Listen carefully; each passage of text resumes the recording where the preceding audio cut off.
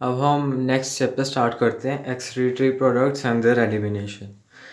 ठीक है, तो ये एनसीईआरटी में सबसे स्टार्टिंग का टॉपिक इस चैप्टर का हम डिस्कस करने वाले हैं आज। तो जितने भी पॉइंटर्स दे रखे हैं एनसीईआरटी में हमारे पास जितनी भी इंफॉर्मेशन दे रखी है उसको हमने क्वेश्चन फॉर्मेट में लिख डाला है। अब इसको समझ लेंगे एक बार। ठीक है, तो फॉर एग्जांपल सबसे पहले एग्जांपल लेके चलते हैं कैसे समझना है। एनसीईआरटी में जो आंसर्स दे रखे हैं, ये स्टेटमेंट्स दे रखी हैं, उन आंसर से हमने क्वेश्चन बना लिए। ठीक है, अब उन क्वेश्चन के जो आंसर्स हैं वो एनसीईआरटी के स्टेटमेंट्स हैं। तो सबसे पहला question, what substances do animals accumulate inside their body. ठीक है, तो animals accumulate ammonia, urea, uric acid. सबसे पहले दिमाग में तो आने चाहिए एक्सक्रीटरी प्रोडक्ट्स। ठीक है, नाइट्रोजनस वेस्ट। तो जितने भी नाइट्रोजनस वेस्ट हैं, 3 नाइट्रोजनस वेस्ट हैं, ammonia, urea, uric acid. Carbon dioxide gaseous हमारे पास वेस्ट है।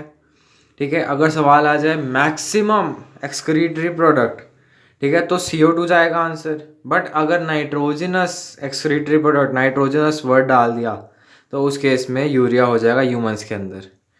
ठीक है, तो कार्बन डाइऑक्साइड भी आ जाएगा इसके अंदर। Water ions like sodium, potassium, calcium, phosphate, sulphate. अब वाटर, और वाटर क्यों लिख दिया भाई, जब हम एक्सक्रीशन करते हैं तो वाटर भी तो रिलीज होता है ना साथ में, तो वाटर भी आएगा इसके अंदर। ठीक है, तो ये सब हो गए accumulated products inside our body which need to be eliminated. ठीक है, डिपेंडिंग ऑन देयर कंसंट्रेशन। कितनी कंसंट्रेशन है, अगर कंसंट्रेशन ज़्यादा है, मान लो जैसे, ये बड़ा इंपॉर्टेंट लाइन है ये, कि जो ये जो अक्यूमुलेटेड सब्सटेंसेस हैं इनका जो एलिमिनेशन होगा, it will depend on their concentration. जैसे हमने पानी पी लिया, ढेर सारा पानी पी लिया बोतल भर के, तो थोड़े टाइम बाद ही हमें मिक्सचरेशन करना पड़ेगा, टॉयलेट आ जाएगा थोड़े टाइम बाद ही। क्यों? क्योंकि बॉडी में वाटर की कंसंट्रेशन बढ़ जाने की वजह से उसका एलिमिनेशन होना बहुत इंपॉर्टेंट हो गया, नहीं तो बीपी बढ़ सकता था। ठीक है, तो कंसंट्रेशन डिसाइड कर रही है ना कि कितना अमाउंट एक्सक्रीशन में देना है। ठीक है, तो नेक्स्ट क्वेश्चन देखते हैं, what are the various means of accumulation. Animals accumulate, अब एनसीईआरटी में लिखा है, animals accumulate these substances either by metabolism or by other means like excess ingestion. ठीक है, तो एक्सेस इंजेशन मतलब खा लेना। ठीक है, तो अक्यूमुलेशन के तो 2 तरीके हैं, एक तो मेटाबॉलिज्म, जैसे हमने कुछ भी खाया वो स्टोर होता गया। ठीक है, जैसे हमने अमोनिया में रिच कुछ फूड खाया, ठीक है, तो वो लीवर में जाकर उसका ऑक्सीडेशन होगा और वो यूरिया में कन्वर्ट हो जाएगा। और निथो, कौन सी थी वो, और निथिन साइकिल, साइकिल करके थी कोई। ठीक है, तो ये तो मेटाबॉलिज्म चल रहा है ना, और हमें यूरिया को एक्स एक्स एलिमिनेट तो करना ही है। ठीक है, तो मेटाबॉलिज्म के थ्रू ये हो गया। ठीक है, यूरिया प्रोड्यूस तो हो ही रहा है, और अगर एक्सेस में ले लिया तो उसका भी एलिमिनेशन करना पड़ेगा। ठीक है, तो एक्यूमुलेशन के ये तरीके थे, या तो एक्सेस में ले लो जैसे अभी वाटर का एग्जांपल दिया था, और मेटाबॉलिज्म से एक्यूमुलेशन तो हो ही जाता है। ठीक है, अब एनसीईआरटी में एक पॉइंटर दे रखा है, इन्फॉर्मेशन दे रखी है हमें, इसका कोई क्वेश्चन नहीं बना पाया मैं, इसीलिए पॉइंटर के फॉर्म में लिख दिया, these substances have to remove totally और पार्शियली। ये इम्पोर्टेंट स्टेटमेंट अभी हमने डिस्कस किया जस्ट अभी, डिपेंडिंग ऑन देयर कंसंट्रेशन। ठीक है, अब नेक्स्ट क्वेश्चन की तरफ बढ़ते हैं। Give 3 major nitrogenous waste which are needed to be eliminated from organisms. ठीक है, तो अगर नाइट्रोजनस वेस्ट इसने मेंशन कर दिया ना, तो nitrogenous waste according to NCERT सिर्फ 3 है, ammonia, urea and uric acid. Ammonia, urea and uric acid are the major forms of nitrogenous waste excreted by animals. ठीक है, नाइट्रोजनस वेस्ट स्पेसिफाई कर रखा है इसीलिए आएंगे, अगर सिंपली वेस्ट कर देता तो मेजर कंसंट्रेशन CO2 की आती है उस केस के अंदर। ठीक है, अब नेक्स्ट क्वेश्चन पे चलते हैं, name the most toxic nitrogenous waste an organism can produce. तो इसका आंसर जाएगा ammonia. Ammonia is the most toxic form of nitrogenous waste produced by animals। ठीक है, अब ये सबसे ज़्यादा टॉक्सिक क्यों है? क्योंकि इसको एक्सक्रीट करने के लिए या फिर एलिमिनेट करने के लिए बॉडी से maximum amount of water is required. ठीक है, तो ammonia is most toxic form, hence it requires maximum amount of water for its elimination. ठीक है, अब यहाँ पर असर्शन रीजन का थोड़ा हमें दिमाग लगाना पड़ेगा। अमोनिया सबसे ज़्यादा टॉक्सिक क्यों है? ठीक है, इस स्टेटमेंट में उसका जवाब नहीं दे रखा। ठीक है, इस स्टेटमेंट में जैसे अगर स्टेटमेंट आ गई maximum amount of water is required for elimination of ammonia, ठीक है, उसका रीज़न दे रखा है कि अमोनिया सबसे ज़्यादा टॉक्सिक है। ठीक है, इसीलिए maximum amount of water is required for its elimination. But अगर पूछा जाए कि अमोनिया सबसे ज़्यादा टॉक्सिक है, ठीक है, क्यों है, और उसका आंसर हम लिख दें कि maximum amount of water is required for its elimination, तो ये आंसर नहीं जाएगा। ठीक है, आ रही है बात समझ में? अमोनिया सबसे ज़्यादा टॉक्सिक है जिसकी वजह से उसको एलिमिनेट करने के लिए बहुत ज़्यादा वाटर चाहिए। ठीक है, अमोनिया बहुत ज़्यादा टॉक्सिक इसलिए नहीं है क्योंकि उसे एलिमिनेट करने के लिए हमने जो नीचे वाली स्टेटमेंट है ना उसको डिराइव किया ऊपर वाली से।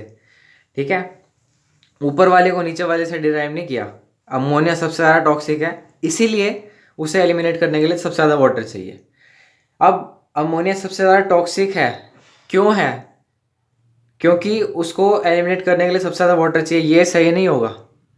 आइए बात समझ में। और अमोनिया सबसे ज़्यादा टॉक्सिक है जिसकी वजह से ये उसे एलिमिनेट करने के लिए सबसे ज़्यादा वाटर चाहिए। अब एनसीईआरटी में रीज़न नहीं दे रखा कि सबसे ज़्यादा टॉक्सिक क्यों है, बस बता रखा है कि सबसे ज़्यादा टॉक्सिक अमोनिया रहता है। ठीक है, अब नेक्स्ट क्वेश्चन की तरफ बढ़ते हैं।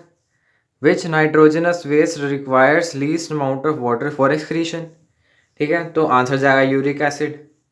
3 नाइट्रोजनस वेस्ट थे, ammonia, urea, uric acid. Ammonia को सबसे ज़्यादा चाहिए, यूरिया को मीडिएट चाहिए। हमारी बॉडी में यूरिया ही होता है एक्सक्रीटरी प्रोडक्ट।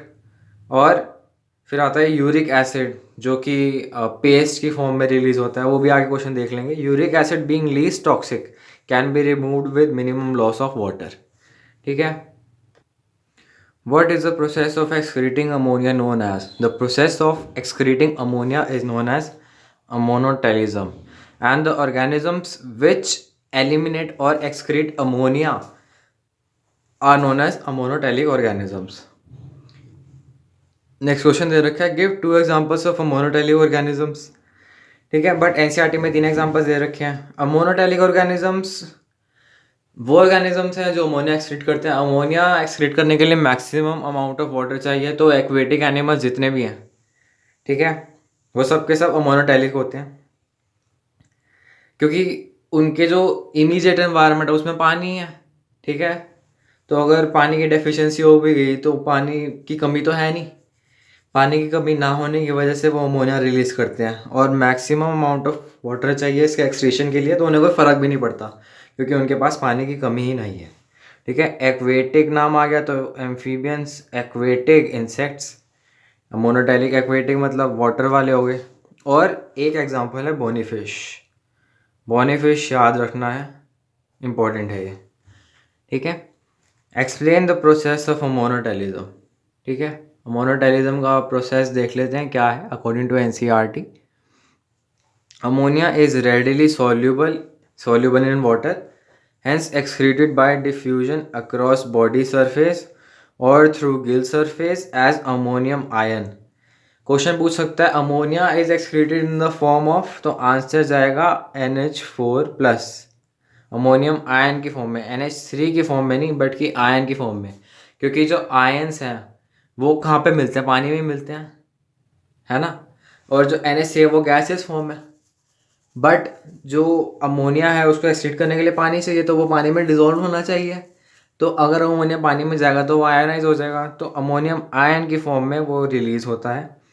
ठीक है, और गिल सरफेस से भी हो सकता है या फिर बॉडी सरफेस से भी हो सकता है। Ammonotelic organisms do not need any excretory organs. अब इनको ज़रूरत क्यों नहीं होती? क्योंकि गिल के सरफेस से ही, बॉडी सरफेस से ही काम चल जाता है, तो स्पेशलाइज्ड एक्सक्रीटरी ऑर्गन्स की ज़रूरत नहीं है। ठीक है, अगला क्वेश्चन देखते हैं। What type of elimination method is preferred bye terrestrial adaptation? अब देखो 3 टाइप के हमारे पास नाइट्रोजनस वेस्ट हैं, अमोनिया, यूरिया, यूरिक एसिड। ठीक है, तो हमने अमोनिया का देख लिया, ammonia, urea, uric acid. Ammonia जो है वो एक्वेटिक लाइफ के लिए सूटेबल है, एक्सक्रीट करने के लिए।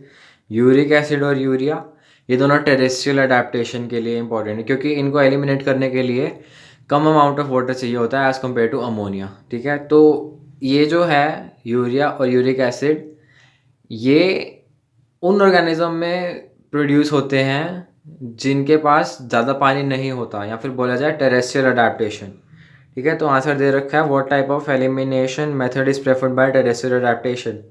Terrestrial adaptation necessitates the production of lesser toxic nitrogenous waste like urea and uric acid for conservation of water as they are excreted with minimum loss of water. इनको excrete करने के लिए कम amount of water चाहिए। ठीक है, और जो terrestrial organisms होते हैं इनके पास कम ही अमाउंट ऑफ वाटर होता है, इसीलिए टेरेस्ट्रियल ऑर्गेनिजम्स यूरिया और यूरिक एसिड को एक्सक्रीट करते हैं। What are the organisms which excrete urea known as? Also give some examples. तो यूरिया को रिलीज कर एक्सक्रीट करने वाले होते हैं यूरियोटैलिक। ठीक है, और यूरिक एसिड को रिलीज करने वाले होते हैं यूरिकोटैलिक। और जो कॉकरोच है वो यूरिकोटैलिक होता है, और ह्यूमन जो है वो यूरियोटैलिक होते हैं। Mammals, many terrestrial, amphibians and marine fishes. अब यहाँ पर फसाद की जड़ है मरीन फिशेस। ठीक है, अभी हमने ऊपर देखा था कि जितने भी एक्वेटिक एनिमल्स होते हैं वो सबके सब अमोनिया रिलीज करते हैं। ठीक है, और उसके एग्जांपल्स में भी हमने देखा था बोनेफिश, एक्वेटिक एम्फीबियंस, एक्वेटिक इंसेक्ट्स। ठीक है, तो अब हमने ना स्टार्टिंग वाले नाम पर एम्फेसिस करना है। जो अब इसको याद ही रखना है कि जो अमोनोटेलिज्म है, जो बोनीफिश है वो अमोनोटेलिक होती है, और जो मरीन फिशेज होती हैं वो यूरियोटेलिक होती है। अब एम्फीबियंस यूरिया भी रिलीज़ करते हैं। ठीक है, और एम्फीबियंस अमोनियम आयन को भी रिलीज़ करते हैं, डिपेंडिंग ऑन किस टाइप के। एक्वेटिक है तो अमोनोटेलिक होंगे, अगर टेरेस्ट्रियल हैं तो यूरियोटेलिक होंगे।